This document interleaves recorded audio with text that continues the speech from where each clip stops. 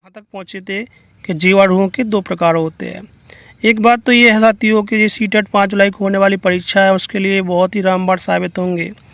15 number के लिए बेहतरीन प्रयास किया गया आप सभी के लिए, तो इसे पढ़ते रहिए, निश्चित ही आपके लिए बहुत लाभकारी है।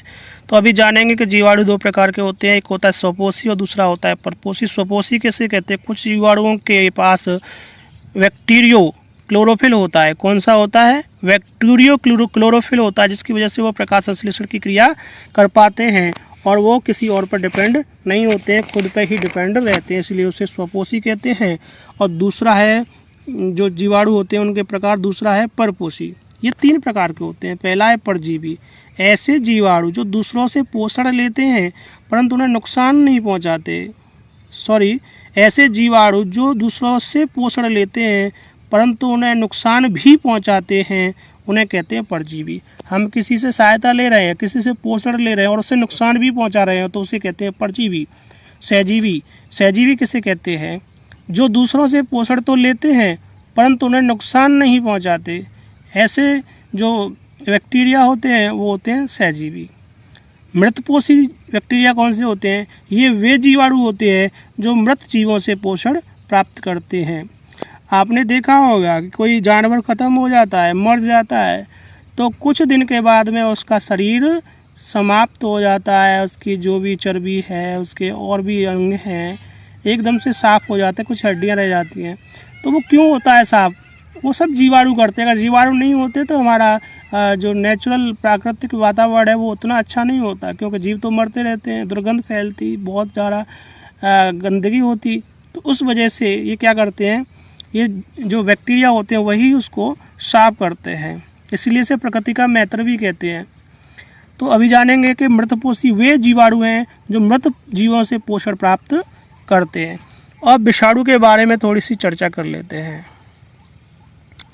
विषाणु क्या है? विषाणु की खोज किसने की? तो विषाणु की खोज इवानोविस्की ने तंबाकू के इमोज रोग से की। विषाणु मिली माइक्रोन के आकार का जीवाणु माइक्रोन में होता है। विषाणुओं को सजीव एवं निर्जीव के बीच की कड़ी माना जाता है। विषाणुओं को किसकी कड़ी माना जाता है? विषाणु वायरस को ही कहते हैं। इनको विषाणुओं को सजीव और निर्जीव के बीच की कड़ी माना जाता है, क्योंकि इन्हें क्रिस्टल बना करके कई वर्षों तक निर्जीव की तरह बोतल में बंद करके रख सकते हैं। इन विषाणुओं को हम किसी बोतल में बंद करके भी रख सकते हैं, क्रिस्टल बना करके। इसलिए इन्हें क्या कहा जाता है? निर्जीव और सजीव के बीच की कड़ी बोलते हैं विषाणु को। परंतु ये जैसे ही जीवित कोशिका में जाते हैं तो सक्रिय हो जाते हैं और एंजाइम संश्लेषण करने लगते हैं, इसलिए इन्हें सजीव जैसे गुण होते हैं। वैसे तो ये निर्जीव का काम करते हैं, क्रिस्टल बना कर बोतल में बंद करके रख सकते हैं, लेकिन जैसे ही जब ये किसी कोशिका किसी सेल में जाते हैं तो एकदम से जीवित हो जाते हैं और एंजाइम संश्लेषण का करने लगते हैं, इसलिए इन्हें सजीव जैसे गुण होते हैं।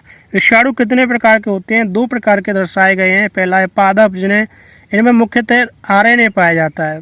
जो पादप विषाणु होते हैं उन्हें मुख्यतः क्या मिलता है? आरएनए पाया जाता है। दूसरे हैं जीव विषाणु। इनमें क्या होता है? इनमें डीएनए और आरएनए मिलता है। इनमें डीएनए और आरएनए मिलता है। किसमें? जीव विषाणु में।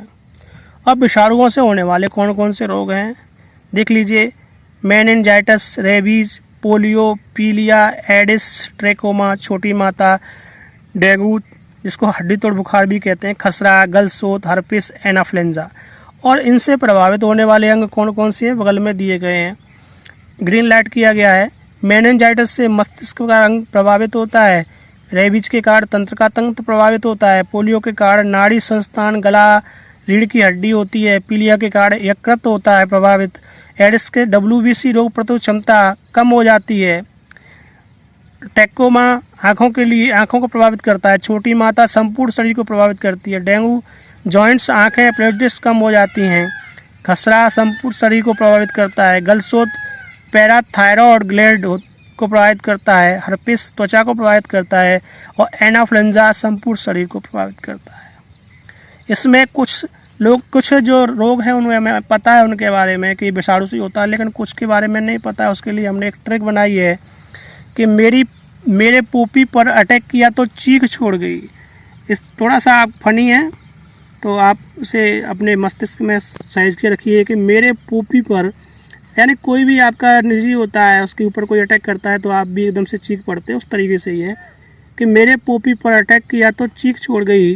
तो यानी कि मे से मतलब मेनिंजाइटिस, रे से रेबीज़, पो से पोलियो और पी से पीलिया और एड्स तो सबको पता ही है, ठीक है ना। अटैक से एड्स, ट्रे से ट्रैकोमा और आपका चीख, छोटी माता, ड से डेंगू, ग से गलसोत, ई एनाफ्लुएंजा, कुछ एक दो हैं इसमें बीच में, वो आपको याद होंगे ही, और जो नहीं होते हैं वो इस तरीके से आप इसकी सहायता से याद कर लीजिएगा। बहुत पूछा जाता है पेपरों में कि ये जो रोग है किसकी वजह से होता है। अब जानेंगे कवक और फंगस जो होते हैं वो से क्या अंग प्रभावित होता है और कौन से रोग हैं, उसकी खोज किसने की थी। तो कवक या फंगस की खोज की थी हेनरी रिच ने की थी। हेनरी रिच ने खोज की थी किसकी, कवक या फंगस की। तो इससे जो कौन कौन से रोग होते हैं, इससे रोग होते हैं दाद, खाज, खुजली, एथलीट फुट और दमा।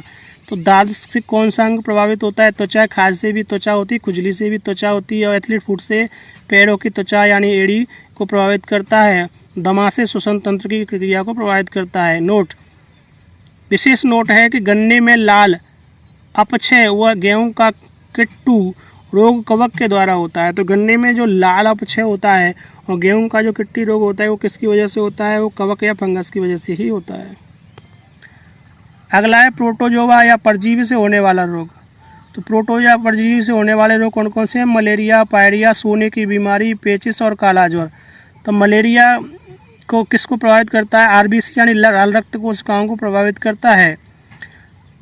पायरिया मसूड़ों को प्रभावित करता है। सोने की बीमारी मस्तिष्क को प्रभावित करती है। पेचिस आंत को प्रभावित करता है। और काला ज्वर क्या होता है, अस्थि मज्जा को प्रभावित करता है। अब जानेंगे कि मलेरिया क्या है। मलेरिया की खोज रोनाल्ड रोस ने की थी। किसने की थी, मलेरिया की खोज रोनाल्ड रोस ने की थी। रोनाल्ड रोस ने की थी मलेरिया की खोज। यह परजीवी से होता है। ये किससे होता है, परजीवी से होता है। और यह परजीवी मादा एनाफ्लीज मच्छर में पाया जाता है। ये परजीवी किस में पाया जाता है, मादा एनाफ्लीज मच्छर में पाया जाता है। परजीवी का नाम क्या है, परजीवी का नाम है प्लाज्मोडियम है। बहुत इंपॉर्टेंट है, कई बार आ चुका है प्लाज्मोडियम। मलेरिया किससे फैलता है, एनाफ्लीज मच्छर से फैलता है, मादा एनाफ्लीज मच्छर से फैलता है। मलेरिया की खोज किसने की थी, रोनाल्ड रोस ने की थी।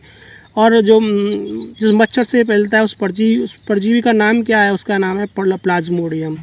और इसे प्लाज्मोडियम के बारे में किसने बताया था, और इस प्लाज्मोडियम के बारे में लेवरन ने बताया था। किसने बताया था, लेवरन ने। मलेरिया रोग में रोगी को ठंड के से साथ बुखार आता है और सिर दर्द रहता है। मलेरिया रोग में जो रोगी को जो बुखार आता है वो ठंड के साथ चढ़ता है और सिर दर्द भी रहता है। इसके लिए दवा क्या है, सिनकोना वृक्ष से बनाई जाती है, छाल को उबालकर बनाई जाती है। आधुनिक काल में इस वृक्ष से जो दवा बनती है वह कुनैन है। ये जो दवा होती है इसके लिए सिनकोना वृक्ष से बनाई जाती है, उसकी छाल से बनाई जाती है, किससे बनाई जाती है, उबाल करके बनाई जाती है। आधुनिक काल में इस वृक्ष से जो दवा बनाई जाती है उसमें कौन सी है, कुनैन, कुनैन के नाम से मिलती है। शैवाल और कवक के बीच की इकाई को क्या कहते हैं, लाइकेन कहते हैं। बेहद इंपॉर्टेंट है, पेपर में फैक्ट कई बार आ चुका है कि शैवाल और कवक के बीच की इकाई क्या होती है। तो शैवाल और कवक के बीच की जो इकाई होती है उसे लाइकेन कहते हैं। तो साथियों अभी हम अगले अपने टॉपिक में ईवीएस में जो प्राइमरी सीटेट में पूछा जाता है वो है राष्ट्रीय पार्क के बारे में।